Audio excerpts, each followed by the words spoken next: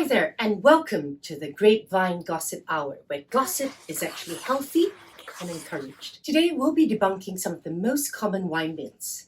So whether you're a seasoned sommelier or someone who's just starting out your journey in the wine world, you're in for a great treat. Get ready to sip on some truth as we pour out the facts and spill the tea on 10 of the most common wine myths. So grab a glass, swirl it, and let's get to the bottom of these juicy myths.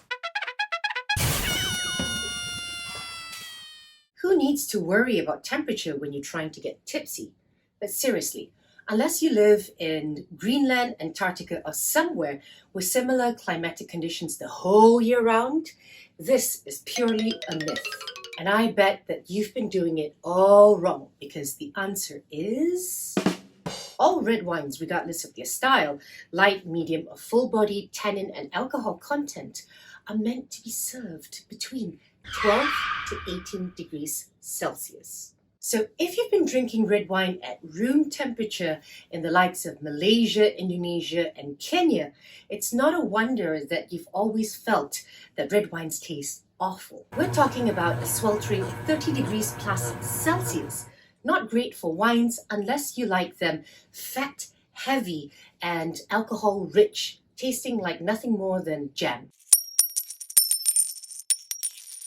Are you tired of feeling like you need to take out a second mortgage to afford a good bottle of wine? Well, as it turns out, you don't need to sell your organs in order to enjoy a tasty, lip-smacking bottle of wine. Contrary to popular belief, price does not necessarily equate to taste or even quality when it comes to wines. The price of wine is influenced by multiple factors such as regions, production methods, marketing, and even brand name. Sometimes the hefty price of a wine is actually due to its rarity or prestige and not its taste or even quality. A 2008 study in the Journal of Wine Economics involving 6,000 people found that most individuals cannot tell the difference between expensive and cheap wines when it comes to blind tastings. And what are blind tastings? No, you do not need to be blindfolded, but that's a story for a different time. So you could be sipping on a $10 bottle of wine and enjoying it as much or even more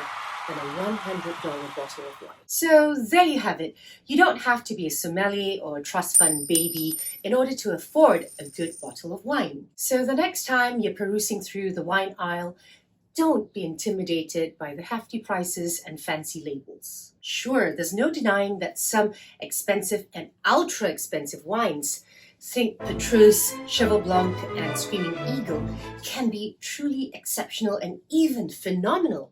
But what's actually more important is for you to trust your taste buds and be adventurous in discovering what actually works for you. You never know, you might come across some hidden gems that are so easy and friendly on your wallet, but ultralicious on your palate. And if you'd like to gain some serious insights into what actually goes into the price of wine, do check out a video which I'll leave a link to up here.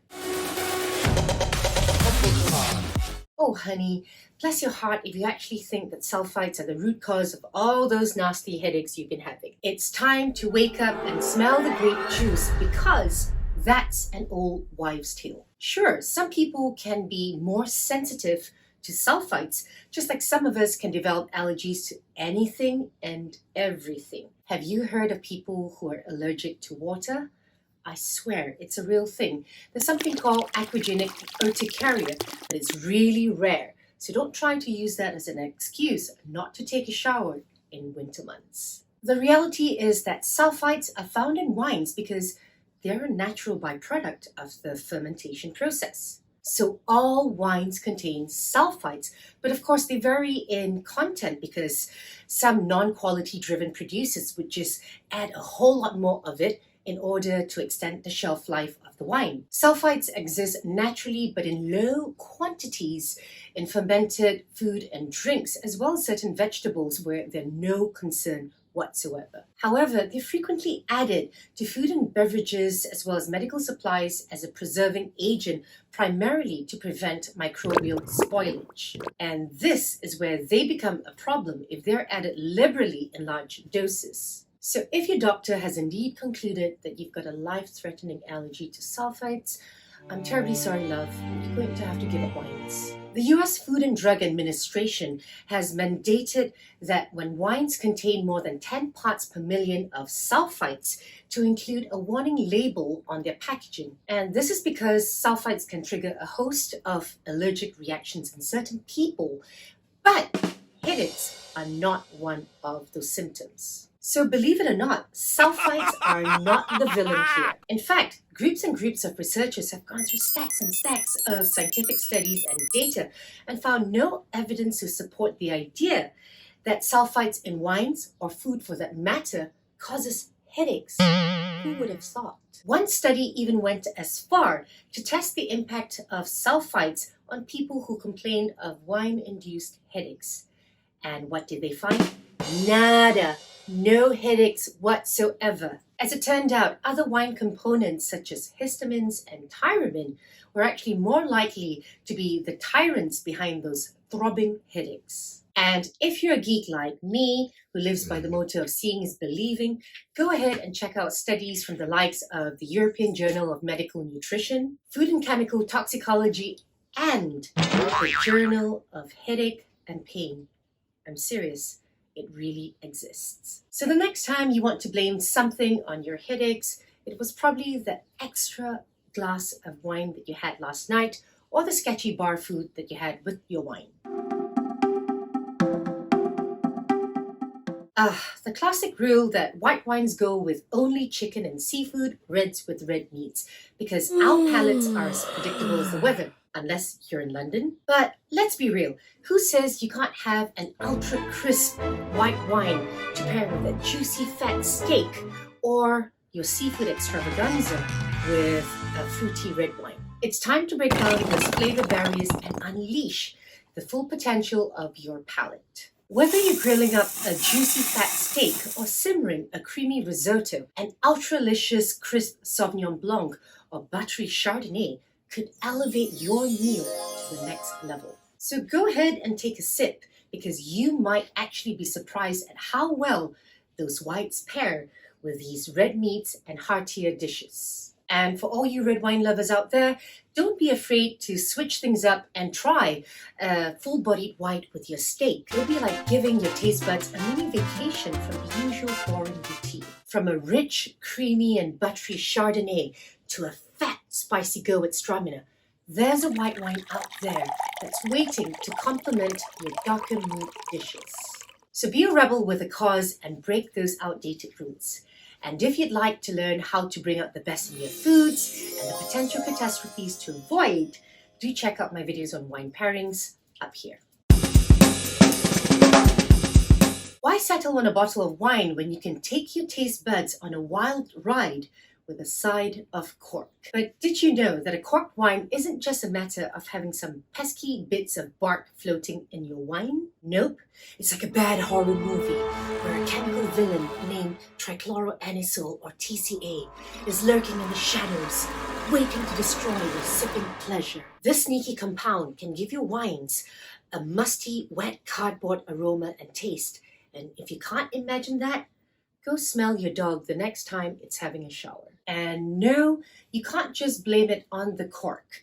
Even synthetic corks and screwcaps can fall victim to this nasty villain. TCA can lurk at the corners of wineries in the likes of barrels, pallets, wood chips, and cardboard boxes, ready to wreak havoc on unsuspecting bottles. And whilst winemakers are now wise to the dangers of chlorine exposure, that wasn't always the case. Back in the day, chlorine-based cleaning agents were all the rage, leaving behind a trail of TCA destruction. But fear not, nowadays the threat is much lower and even highly unlikely, especially in bottles that are secured with screw caps. So go ahead and enjoy your wine with peace of mind. And if anything smells fishy, or in this case, barky, don't be afraid to speak up. After all, no one wants to sip on a catastrophe.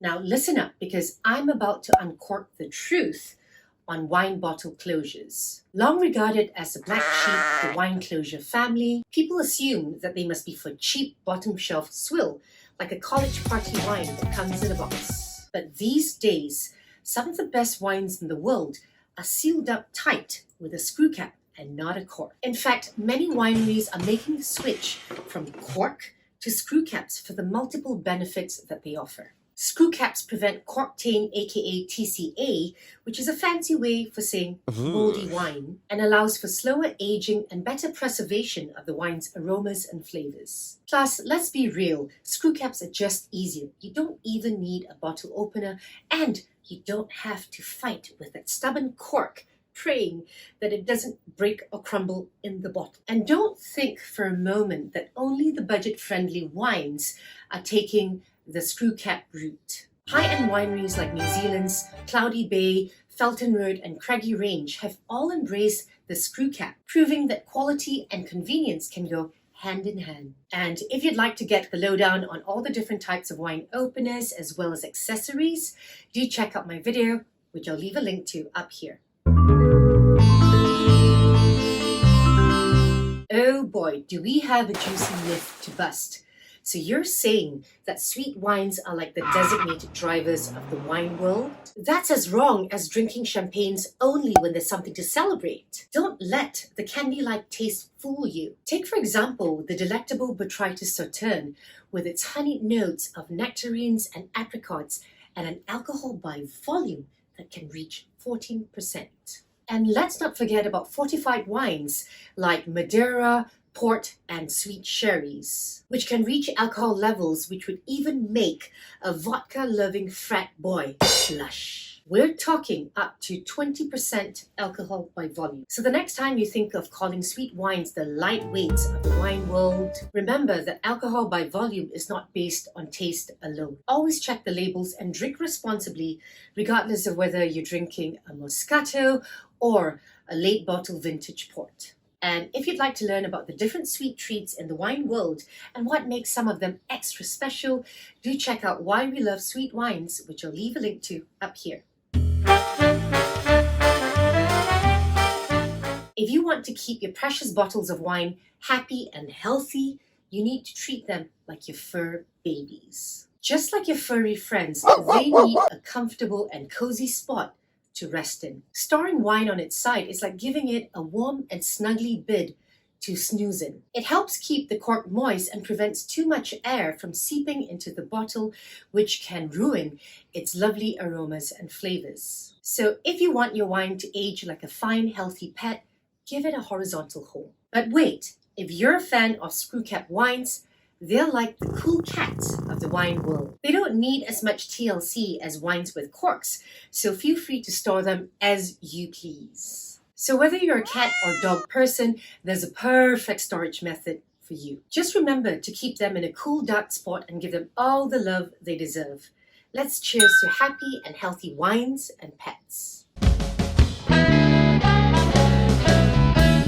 Oh, wine snobs, we know who you are.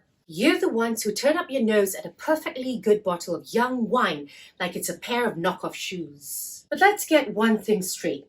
Not all wines improve with age, just like not all men improve with age. Sure, some wines, like a fine Bordeaux or Barolo, are meant to be aged like fine cheese. But others, like a Beaujolais Nouveau or Vignes Verts, are meant to be enjoyed whilst they're young and fresh, like a young stud in its prime. And in the wine world, we can have our cake and eat it too, because who wants monogamy when it comes to wines? Plus, aging wines can be like a game of Russian roulette with your taste buds because they depend on a multitude of factors such as storage conditions and the original quality and condition of the wine. Sometimes an aged wine can turn into an oxidized, vinegary mess, whilst a young wine would be simply delicious. So the next time you're judging a bottle of wine solely on its age, think about whether you prefer a testosterone-rich young stud or a more distinguished